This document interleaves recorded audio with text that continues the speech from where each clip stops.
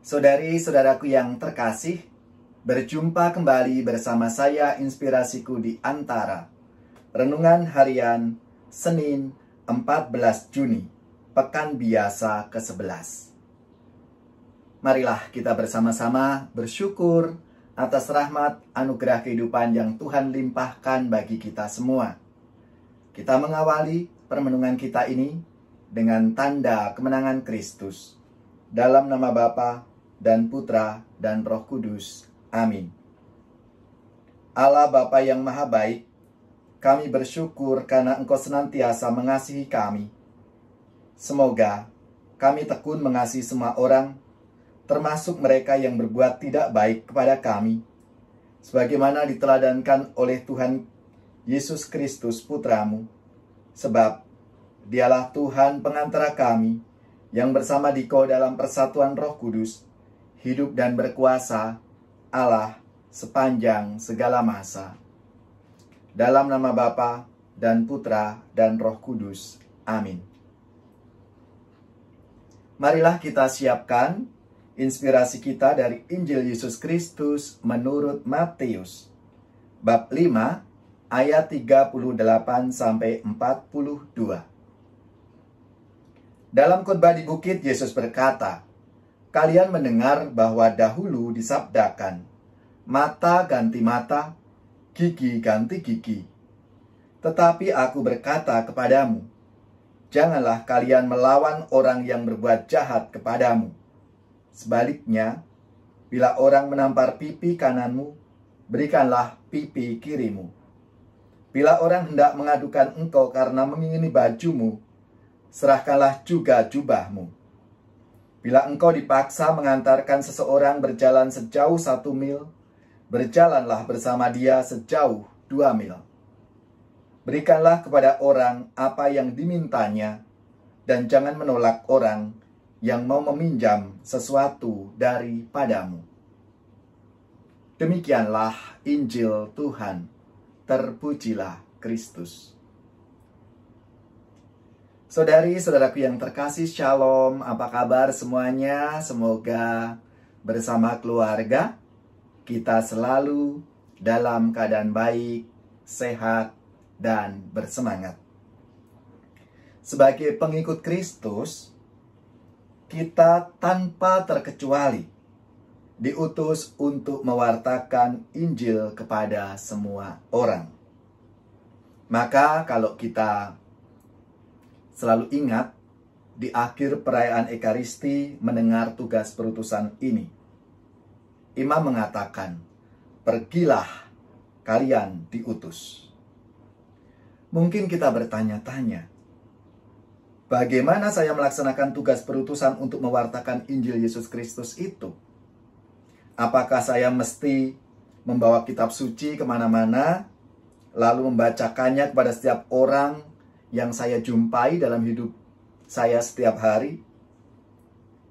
Atau apakah kita perlu secara cepat-cepat menyebut nama Yesus dalam setiap pembicaraan, pertemuan, dan perjumpaan dalam hidup sehari-hari?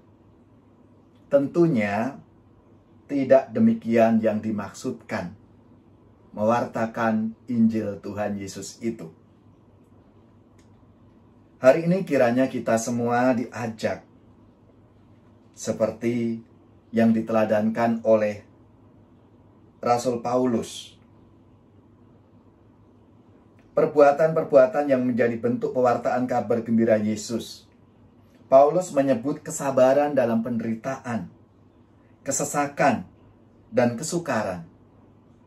Perjuangan untuk kebaikan, kemurnian hati, dan kemurahan hati menjadi kesaksian yang hidup. Semuanya ini kita lakukan baik pada saat dihormati atau kita dihina, dan ketika diumpat atau kita dipuji. Setiap saat dan dimanapun kita dapat melaksanakan tugas perutusan untuk mewartakan sukacita dalam Yesus Kristus. Saudari-saudaraku yang terkasih, sabda Tuhan hari ini bahkan mengatakan, bila orang menampar pipi kananmu, berikanlah pipi kirimu. Bila ada orang yang meminta atau meminjam sesuatu, kita diajak untuk memberikannya dengan tulus dan murah hati. Itulah perbuatan-perbuatan yang disebut dalam sabda Tuhan hari ini.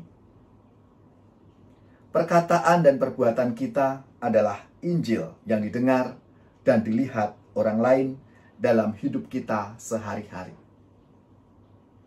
Orang-orang yang belum mengenal Yesus Kristus tentu tidak akan baca kitab suci kita. Namun mereka dapat mendengar pewartaan Injil yang konkret melalui perkataan ataupun perbuatan-perbuatan kita. Perbuatan yang baik tentunya, sebagaimana disebutkan dalam sabda Tuhan hari ini. Marilah, saudari-saudaraku yang terkasih, kita semua menyadari akan tugas perutusan kita untuk mewartakan kabar gembira itu lewat perbuatan-perbuatan baik kita. Marilah kita jadikan hidup kita ini sebagai pewartaan Injil yang hidup. Dengan demikian, kita ikut ambil bagian dalam karya Tuhan di dunia ini melalui apa yang kita lakukan dalam hidup kita sehari-hari. Kau dipanggil Tuhan, dijadikan duta, supaya hidupmu menyinarkan kasih-Nya. Berat memang tugasmu, tetapi kau diberi rahmat. Kau dipanggil Tuhan, dijadikan duta, supaya hidupmu menyinarkan kasih-Nya. Kita mengakhiri renungan kita hari ini dengan mohon berkat Tuhan. Semoga saudari-saudara sekalian, keluarga-keluarga, orang-orang yang kita doakan, mereka yang sakit, yang menderita, seluruh tugas, belajar, pekerjaan, usaha, serta karya pelayanan kita dibimbing, dilindungi, dan diberkati oleh Allah yang Maha Kuasa, Bapa, Putra, dan Roh Kudus. Amin.